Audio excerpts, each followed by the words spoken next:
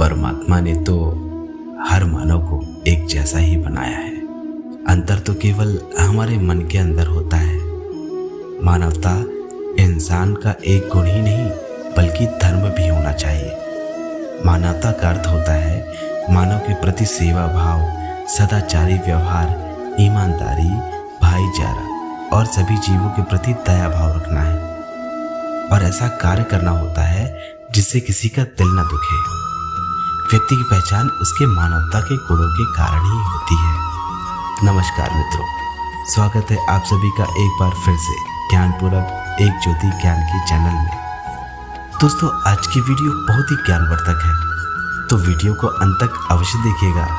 अगर आपके मन में भी जीवन को लेकर कुछ परेशानियां हैं तो यह वीडियो आपको ज़रूर ही पसंद आएगी। दोस्तों, वीडियो में आगे बढ़ने से पहले चैनल को सब्सक्राइब करना बिल्कुल मत भूलिएगा और बेल नोटिफिकेशन को ऑल पे ज़रूर सेट कर दीजिएगा, जिससे हमारी आने वाली अगली अपडेट आपको तुरंत ही प्राप्त हो जाए और आप सभी शामिल हो सके ज्ञानपूर्वक की शानदार कहानियों के सफर में। तो दोस्तों, बिना किसी देरी के शुरू करते हैं आज की वीडियो। एक बार बुद्ध अपने भिक्षुओं के साथ भिक्षाटन के लिए किसी गांव की तरफ जा रहे थे। तभी अचानक बुद्ध के पैरों में कांटा लग गया। कांटा इतना तीक्ष्ण था कि चुभते ही रक्त की धार निकलने लगी। बुद्ध के भिक्षु ने रक्त को रोकने के लिए एक कपड़ा फाड़कर बुद्ध के पैरों में बांध दिया। इस घटना को वहीं पर कुछ लोग खड़े होकर देख रहे थे, जो कि बुद्ध से बेहद ही ईर्ष्या करते थे।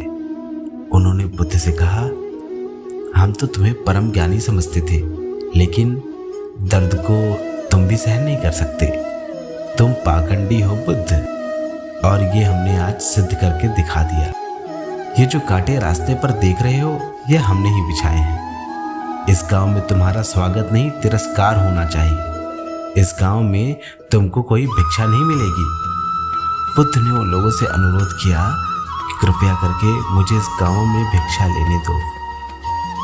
बुद्ध के जो ईर्ष्यालु थे, उन्होंने बुद्ध का मजाक उड़ाते हुए कहा, अगर तुम्हें इस गांव में भिक्षा लेनी है तो तुम्हें अपने रक्त का बलिदान देना होगा। ये जो रास्ते में कांटे देख रहे हो ना, इन्हीं कांटों से गुजर के तुम्हें इस गांव में प्रवेश लेना होगा। बुद्ध ने उनकी चुनौती को स्वीकार कर लिया और कांटों भरे रास्ते पर चलने के लिए अपने कदम बढ़ाने लगे। बुद्ध का ऐसा साहस देखकर गांव वाले आश्चर्यचकित रह गए। कुछ लोगों की आंखें तो फटी की फटी रह गई। गांव वाले सोचने लगे, बुद्ध भिक्षा के लिए दूसरे गांव भी जा सकते थे, तो फिर कांटों पर चलकर क्या साबित करना चाहते हैं। गांव वाले बुद्ध के संदेश को इतनी जल्दी कहाँ समझ पाते।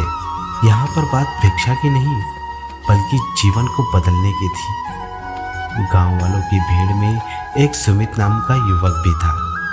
बुद्ध पर हो रहे अत्याचार को देखकर वह दुख से भर गया और दौड़कर गया और बुद्ध के पैरों के सामने से कांटों को हटाने लगा कि तभी बुद्ध के ईर्ष्यालु सुमित को रोकने लगे। सुमित ने किसी की बात नहीं सुनी और कांटों को हटाते हुए बुद्ध से बोला, हे भगवान, आप इन मुट्ठी भर लोगों के लिए अपने आप को कष्ट क्यों दे रहे हैं प्रभु। आप गांव में प्रवेश कीजिए, बहुत सारे लोग आपको भिक्षा देने के लिए आतुर बैठे हुए हैं। बुद्ध ने सुमित को अपने पास बुलाया और आशीर्वाद देने के लिए जैसे ही उसके सर पर हाथ रखा तो सुमित पीछे हट गया और कहने लगा, हे भगवान, आप मुझे छूकर अपने आप को अपवित्र और दूषित न कर लें। महात्मा बुद्ध ने कहा, तुम अपने आप को दूषित क्यों कहते हो? स्पर्श से कोई भी दूषित नहीं होता। मनुष्य तो लोभ, लालच, घृणा और ईर्ष्या से दूषित होता है। तुम्हारे अंदर तो प्रेम भरा हुआ है। तुम दूसरों का सुख चाहते हो, तो तुम तो पवित्र हुए ना। बुद्ध के बोल सुनकर कुछ लोग बोले, तुम तो अपने आप को बड़ा ज्ञानी कहते हो, तुम्हें जाति का कोई ज्ञान नहीं है, तुम पाखंडी हो बुद्ध। बुद्ध बड़े ही शांत स्वभाव से कहते हैं, मानव से मानव की मानवता छीनना ही पाखंडी की निशानी होती है। मुझे पाखंडी बोलकर यदि आपको संतोष मिलता है तो यह मेरे लिए दुख का कोई विषय नहीं है। कुछ लोग बुद्ध पर बरस पड़े और कहने लगे, लेकिन यह तो धर्मशास्त्र है, फिर यह पाखंड कैसे हुआ? बुद्ध कहते हैं, हम सभी की उत्पत्ति इस सृष्टि से हुई है। नदियों का पानी सभी की समान रूप से प्यास बुझाता है। खुले जंगलों की हवा भी भेदभाव नहीं करती। खुला आसमान हमारे पिता के समान हमारी परवरिश करता है। सृष्टिकर्ता ने भी कोई भेदभाव नहीं किया। फिर हम इंसान कौन होते हैं भेदभाव करने वाले?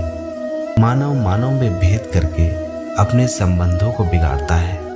बुद्ध के वचन सुनकर कुछ लोग कहते हैं, अगर आप इतना ही कहते हैं तो सुमित को अपना भिक्षु क्यों नहीं बना लेते?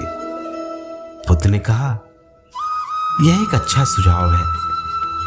और सुमित की तरफ देखते हुए कहते हैं, सुमित, तुम चाहते हो तो तुम मेरा भिक्षु बन सकते हो। बुद्ध के आमंत्रण पर सुमित पहला ऐसा व्यक्ति था जिसे समाज नीच कहता था। उसे भी बुद्ध ने अपना भिक्षु बना लिया। दोस्तों, जब बनाने वाले ने कोई अंतर नहीं किया तो हमारी क्या ही मिसाल है। हम कौन होते हैं? किसी भी व्यक्ति को जाति के आधार पर अलग करने वाले। अलग तो केवल हम सभी के विचार होते हैं और चीज़ों को देखने का नज़रिया भी अलग होता है। तो दोस्तों, आज की कहानी बस इतनी ही। आशा करते हैं कि आपको यह कहानी अच्छी लगी होगी। अगर अच्छी लगी हो तो वीडियो को लाइक ज़रूर कर दीजिएगा और कमेंट में लिख दीजिएगा, जय श्री राम। दोस्तों, अगर आपको ऐसी ही वीडियो पसंद है तो हमारे चैनल में इन्हीं प्रकार की कहानियों के संग्रह उपस्थित हैं जिन्हें आप कभी भी सुन सकते हैं। तो दोस्तों, आज के लिए बस इतना ही। कल फिर मिलते हैं किसी और नई कहानी के साथ हम लोग। तब तक के लिए नमस्कार और वीडियो में अंत तक बने रहने के लिए आप सभी का बहुत बहुत धन्यवाद। जय श्री कृष्ण। राधे राधे।